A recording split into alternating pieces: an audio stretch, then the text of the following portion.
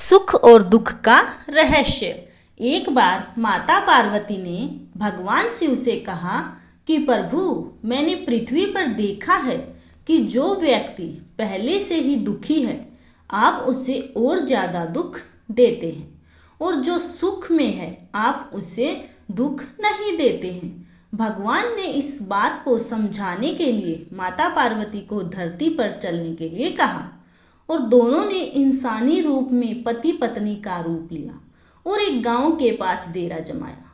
शाम के समय भगवान ने माता पार्वती से कहा कि हम मनुष्य रूप में यहाँ आए हैं, इसलिए यहाँ के नियमों का पालन करते हुए हमें यहाँ भोजन करना होगा। इसलिए मैं भोजन की सामग्री की व्यवस्था करता हूँ, तब तक तुम भोजन बनाओ।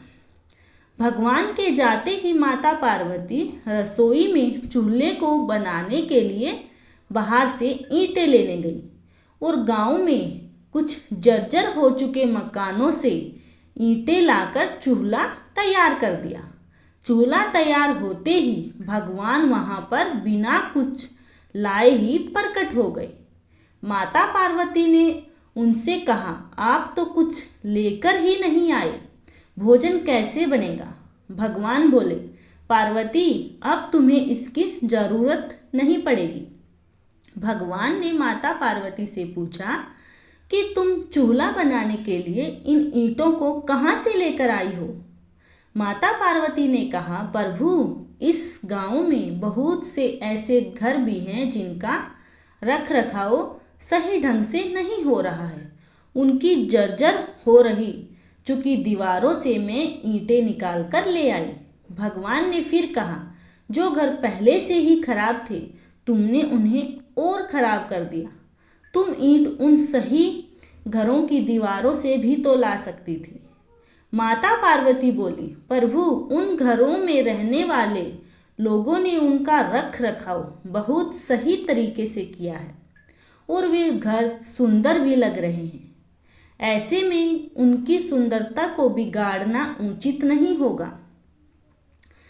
भगवान बोले, पार्वती, यही तुम्हारे द्वारा पूछे गए प्रश्न का उत्तर है।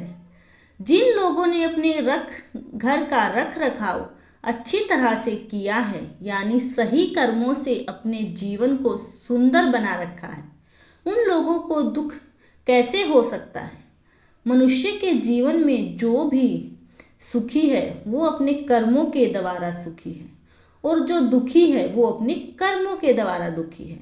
इसलिए हर एक मनुष्य को अपने जीवन में ऐसे ही कर्म करने चाहिए कि जिससे इतनी मजबूत व खूबसूरत इमारत खड़ी हो कि कभी भी कोई भी उसकी एक भी ईंट निकालने न पाए।